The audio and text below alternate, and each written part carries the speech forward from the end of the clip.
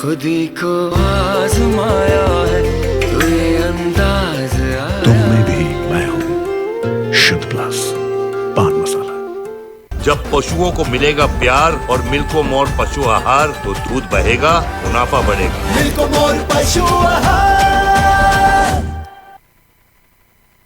मंच न्यूज और मैं हूं आपके साथ सत्यम गौर। बुलेटिन की शुरुआत करेंगे अहम खबर के साथ। देश में कोविड और ओमिक्रॉन के केस पूरी तरफ से यहां पर तेजी से बढ़ते जा रहे हैं। वहीं आपको बताते चले कि अधिकारी यहां पर इसको लेकर नई चेतावनी भी यहां पर दे दी है जनता को। अधिक संक्रमण ओमिक्रॉन वेरिएंट के भारत में कुल अगर केस की बात की जाए तो 2630 मामले सामने निकल कर आए हैं। वहीं आपको बताते चले कि कोरोना का यह नया वेरिएंट 26 स्टेट में फैल चुका है और सबसे ज़्यादा प्रकोप महाराष्ट्र में और फैलता हुआ नजर आ रहा है। यहाँ पर ओमिक्रॉन के 797 नए मामले सामने आ चुके हैं अभी तक, जो अब तक का रिकॉर्ड है। वहीं आपको बताते चले कि दिल्ली में दूसरे नंबर पर है। यहाँ नए वेरिएंट के 465 केस मिले हैं। बताते चले कि राजस्थान में 236, केरल की बात की जाए तो यहाँ पर 234 मामले सामने निकल कर आए हैं नए वेरिएंट के। इसी के साथ कर्नाटक की बात की जाए तो यहाँ पर 226 मामले सामने निकल कर आए हैं। गुजरात में 204, तमिलनाडु में 121, तेलंगाना में 94 मामले सामने निकल कर आए हैं नए वेरिएंट के। हरियाणा की बात की जाए तो यहाँ पर 71 और ओडिशा की बात की जाए तो यहाँ पर 60। वहीं उत्तर प्रदेश में 31 मामले नए वेरिएंट के सामने निकल कर आए हैं। और इसी के साथ आंध्र प्रदेश की बात की जाए तो 28, पश्चिम बंगाल में 20 और मध्य प्रदेश में 9 केस ओमिक्रॉन के मिले हैं। महाराष्ट्र में बीते 24 घंटे की बात की जाए तो आपको बताते चले कि ओमिक्रॉन के 79 मामले सामने निकल कर आए हैं, जिसमें से मुंबई में 57 हैं और ठाणे में 7 मामले सामने निकल कर आए हैं। तो लगातार ओमिक्रॉन के मामले बढ़ते जा रहे हैं। महाराष्ट्र और दिल्ली में चिंताजनक स्थिति बनी हुई है क्योंकि यहाँ पर सबसे ज़्यादा नए वेरिएंट के मामले देखने को मिले हैं। अभी तक 26 राज्यों में ओमिक्रॉन वेरिएंट ने दस्तक दे चुका है। और इस खबर पर ज्यादा जानकारी के साथ हमारे संवाददाता निखिल हमारे साथ सीधा जुड़ गए हैं। निखिल, ओमिक्रॉन वेरिएंट के लगातार मामले बढ़ते जा रहे हैं, इसको लेकर प्रशासन किस तरीके से मुस्तैद नजर आ रहा है? जी, आपको बता दें जैसे कि लगातार ओमिक्रॉन के मामले बढ़ते जा रहे हैं, उसको लेकर कहीं ना कहीं लखनऊ के डीएम अक्षय प्रकाश सतर्कता देखते हुए नजर आ रहे हैं। अभी वो थोड़ी देर में अलीगंज के सीएससी हॉस्पिटल पहुंचेंगे, जहां वो निरीक्षण करेंगे। लेकिन लगातार लखनऊ में ओमिक्रॉन के मामले बढ़ते जा रहे हैं और सरकार के लिए चिंता का विषय हो रहा है। लेकिन इलेक्शन की बात करें तो इलेक्शन को कहीं ना कहीं टालने की बात नहीं करी जा रही है। उसको कोरोना के वायरस को देखते हुए भी जिस तरह से रैलियां होनी थी लखनऊ में, रैलियों को भी कैंसिल कर दिया गया। सब राजनीतिक दलों ने अपनी अपनी रैलियों को कैंसिल कर दिया है। जी निखिल, जिस तरीके से पिछली बार ऑक्सीजन और बेड्स की कमी हुई थी अस्पतालों में, इस बार किस तरीके की व्यवस्था की गई है? पहले से तैयारियां किस तरीके से देखने को मिल रही लखनऊ में? जी, आपको बता दें जिस तरह से दूसरी लहर में ऑक्सीजन की कमी और कहीं ना कहीं बेड की कमी को देखने को मिल रहा था, लेकिन इस तरह की कमी इस बार देखने को नहीं मिल रहा है। सरकार पहले से ही सतर्क नजर आ रही है और अस्पतालों को लेकर कहीं ना कहीं लगातार अधिकारियों के रूटिंग हो रही है और कहीं ना कहीं जिस तरह से बेड की कमियों को पूरा करने की कमी हो रही थी उसको पूरा किया जा रहा है। लगातार अधिकारी अपने क्षेत्रों में गश्त कर रहे हैं और अस्पतालों में निरीक्षण कर रहे हैं कि कहीं ना कहीं ऑक्सीजन या बेड की कमी ना हो, उस सबकी पर्याप्त मात्रा कर ली गई है। जी निखिल, नाइट कर्फ्यू की अगर बात की जाए तो नाइट कर्फ्यू का पालन क्या किया जा रहा है? पुलिस करा पा रही है लोगों को? जी, नाइट कर्फ्यू की बात करें तो नाइट कर्फ्यू को लेकर रात 10 बजे से सुबह 6 बजे तक कर्फ्यू लगाया गया है। लेकिन कहीं ना कहीं आम जनता में इसका कोई असर देखने को नहीं मिला है। पुलिस कहीं ना कहीं सतर्क नजर नहीं आ रही है। रेस्टोरेंट की बात करें या जिम की बात करें, उसमें 50% क्षमता के साथ खोलने की बात करी गई है। जी चलिए, तमाम जानकारी साझा करने के लिए बहुत बहुत शुक्रिया आपका। चलिए बात करेंगे उत्तराखंड के चमोली की, जहां पर भारतीय जनता पार्टी के कार्यकर्ताओं ने चमोली के सभी 18 मंडल मुख्यालयों में पंजाब कांग्रेस सरकार का पुतला फूका है और कांग्रेस पार्टी मुर्दाबाद के नारे लगाए गए हैं।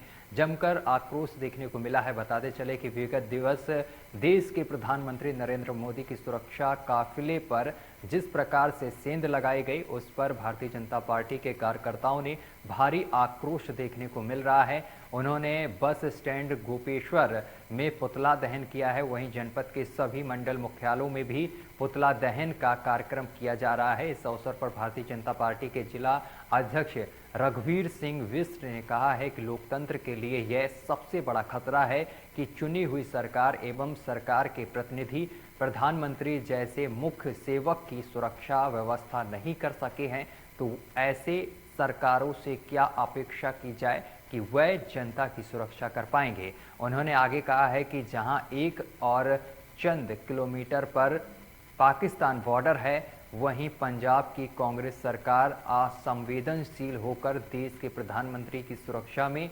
कोताही वर्त कर अपनी नाकामी को उजागर किया है। उन्होंने आगे कहा है कि पूरे देश में जिस प्रकार से देश के प्रधानमंत्री हैं जन सेवा कर रहे हैं, उससे बौखलाई कांग्रेस हताश और निराश होकर ऐसी घटनाओं को अंजाम दे रही है। इस अवसर पर बद्रीनाथ विधायक महेंद्र भट्ट ने भी आगे कहा है कि ऐसी घटनाओं की हम घोर निंदा करते हैं और जवाबदेही कांग्रेस पार्टी की सरकार की बनती है। आज भारतीय जनता पार्टी परिवार जोशीमठ के द्वारा पंजाब सरकार व पंजाब के मुख्यमंत्री चिन्नी का पुतला फूंका गया, क्योंकि उन्होंने प्रधानमंत्री जी का जो प्रोटोकॉल होता उसका उल्लंघन कर प्रधानमंत्री के काफिले को 20 मिनट तक हाईवे पे रोका और ये इतिहास में काला दिन के रूप में मनाया जाएगा और हम सभी भारतीय जनता पार्टी के कार्यकर्ता इसकी घोर निंदा करते हैं। और देश में जानलेवा कोरोना वायरस महामारी की रफ्तार बेकाबू हो रही है। साथ ही कोरोना के सबसे खतरनाक वेरिएंट ओमिक्रॉन के मामले भी तेजी से बढ़ते जा रहे हैं और देश में पिछले 24 घंटे में कोरोना वायरस के 1,17,100 नए मामले सामने निकल कर आए हैं। वहीं अगर मौत की संख्या की बात की जाए तो 302 लोगों की मौत हो चुकी है। पिछले 24 घंटे में देश में अब तक कोरोना के ओमिक्रॉन वेरिएंट के 3,007 मामले सामने आ चुके हैं। तो बड़ी और अहम खबर आपको बता रहे हैं। आपको बताते चले कि देश में कोरोना की रफ्तार बढ़ती जा रही है, मामले ज़्यादा सामने निकल कर आ रहे हैं। फिलहाल सरकार ने लोगों को हिदायत दी है कि मास्क, सैनिटाइजर और सोशल डिस्टेंसिंग का पालन करें। इसके साथ ही नाइट कर्फ्यू भी कई राज्यों में लगा दिया गया है।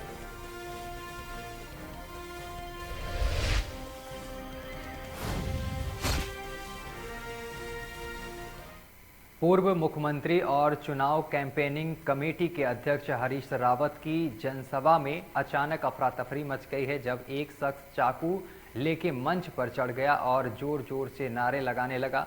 चाकू के साथ मंच पर चढ़े व्यक्ति को तभी यूथ कांग्रेस के युवाओं ने अपनी गिरफ्त में ले लिया और किसी तरह से उसके हाथ से चाकू छीनकर मंच से भगाया दिया। गलीमत ये रही थी कि उस वक्त मंच पर हरीश रावत मौजूद नहीं थे।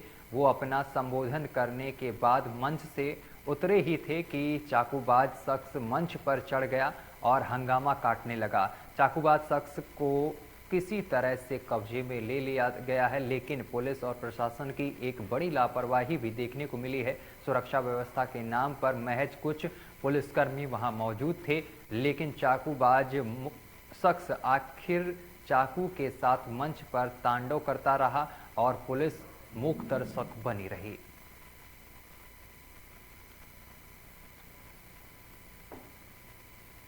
चलिए, वक्त हो चला है एक छोटे से ब्रेक का। ब्रेक के उस पार खबरों का सिलसिला लगातार जारी रहेगा। रज्जू भैया सैनिक विद्या मंदिर, गांव खंडवाया, तहसील शिकारपुर, जिला बुलंदशहर आपका स्वागत करता है। रज्जू भैया सैनिक विद्या मंदिर एक राष्ट्रीय प्रकल्प है जिसका मुख्य उद्देश्य विद्यार्थियों को एनडीए व अन्य माध्यमों से भारतीय सेना में प्रवेश दिलाना है।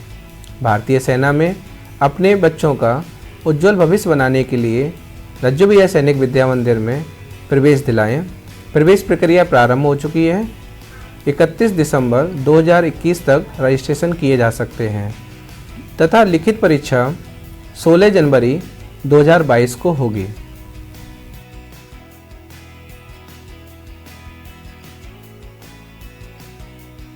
जो बच्चे रिटन एग्जाम क्लियर कर लेंगे उनका साक्षात्कार होगा, उसके बाद मेडिकल होगा, उसके बाद मेरिट लिस्ट तैयार की जाएगी और जो बच्चे मेरिट लिस्ट में आएंगे उन्हें इस स्कूल में एडमिशन दिया जाएगा।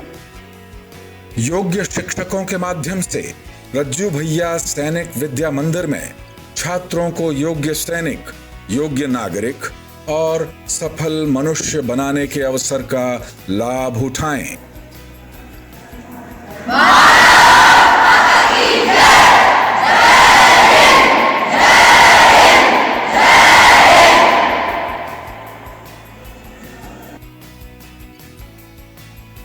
अमेरिका की स्माइल ट्रेन संस्था अब राष्ट्रीय बाल स्वास्थ्य कार्यक्रम से भी संबद्ध निःशुल्क ऑपरेशन और उपचार कर रही है।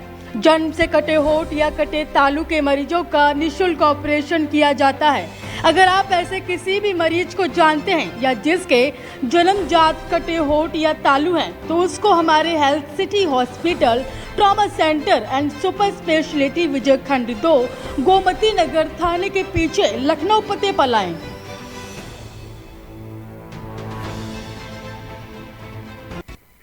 चलिए, ब्रेक के बाद आप सभी दर्शकों का एक बार फिर से स्वागत है। खबरों का रुख करेंगे। जम्मू कश्मीर से बड़ी खबर सामने निकल कर आ रही है, जहां पर सुरक्षा बलों ने जैश के 3 आतंकवादियों को मार गिराया है। बड़ी और अहम जानकारी आप तक पहुंचा रहे हैं जम्मू कश्मीर से, जहां पर आपको बताते चले कि सुरक्षा बलों ने जैश के 3 आतंकवादियों को मार गिराया है।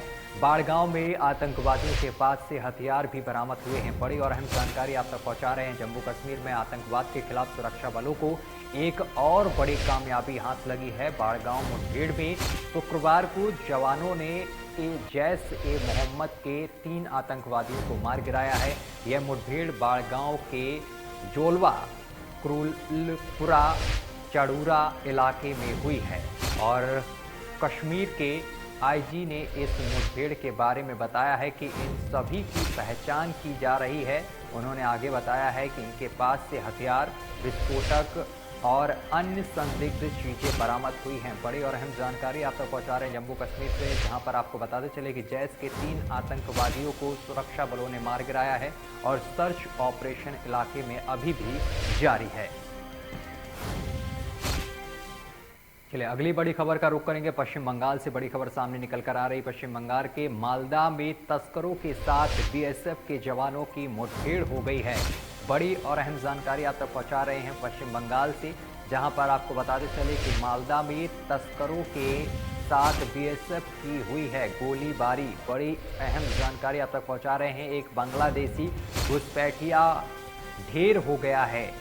बड़ी और अहम जानकारी आप तक पहुंचा रहे हैं पश्चिम बंगाल के मालदा जिले में भारत और बांग्लादेश सीमा के पास तस्करों और सीमा सुरक्षा बल के जवान के बीच मुठभेड़ की घटना सामने आई है और इस दौरान मालदा सेक्टर के बीओपी नवादा इलाके में 70वीं विहिनी के जवानों ने बीएसएफ की सीमा चौकी के जवानों ने अपनी जान पर खेलकर बहादुरी का परिचय देते हुए तस्करी के एक बड़ी कोशिश को नाकाम किया है। बीएसएफ द्वारा जारी बयान के अनुसार लाठी डंडे, पत्थर तथा धारदार हथियारों से सीमा के दोनों तरफ लैस तस्करों का समूह रात के अंधेरे में बड़ी संख्या में दुर्लभ प्रजाति के पक्षियों एवं अन्य प्रजाति मादक पदार्थों की जबरन तस्करी करने की फिराक में थे और तस्करों ने बीएसएफ जवानों पर गोलीबारी की। बचाव में बीएसएफ के जवानों ने जवाबी फायरिंग की और जिसमें एक बांग्लादेशी घुसपैठी ढेर हो गया है। चलिए, अगली खबर का रुख करेंगे। अगली बड़ी खबर सामने निकल कर आ रही। प्रधानमंत्री मोदी की सुरक्षा में चूक मामले में रिपोर्ट आज पेश की जाएगी। बड़ी खबर आपको बता रहे हैं। प्रधानमंत्री नरेंद्र मोदी की सुरक्षा में चूक के मामले में पंजाब के चीफ सेक्रेटरी ने केंद्रीय गृह मंत्रालय को जवाब भेजा है। उन्होंने अपने जवाब में बताया है कि कौन सी ऐसी घटनाएं हुई जिनकी वजह से प्रधानमंत्री मोदी की सुरक्षा में चूक हुई। बताते चले कि पंजाब के फिरोजपुर में पीएम मोदी की सुरक्षा में चूक पर रिपोर्ट राज्य के टॉप पुलिस अधिकारियों से बात करने के बाद तैयार की गई है और पंजाब के चीफ सेक्रेटरी ने केंद्रीय गृह मंत्रालय को अपने जवाब में बताया है कि पूरे पंजाब में हो रहे प्रदर्शनों को देखते हुए अतिरिक्त फोर्स लगाई गई थी और इस मामले की जांच के लिए 2 सदस्यीय टीम गठित कर दी गई। हालांकि बीजेपी ने पीएम मोदी की सुरक्षा में चूक को सुनियोजित बताया है। गौरतलब है कि प्रधानमंत्री नरेंद्र मोदी की सुरक्षा में चूक के लिए केंद्र पंजाब पुलिस के अधिकारियों के खिलाफ कार्रवाई पर विचार कर रहा है। बड़ी और अहम जानकारी आप तक पहुंचा रहे हैं। आज रिपोर्ट पेश की गई है केंद्रीय गृह मंत्रालय में। पंजाब सरकार ने ये रिपोर्ट पेश की है। जो प्रधानमंत्री की सुरक्षा में चूक हुई थी, इसी को लेकर यह रिपोर्ट पेश की गई है।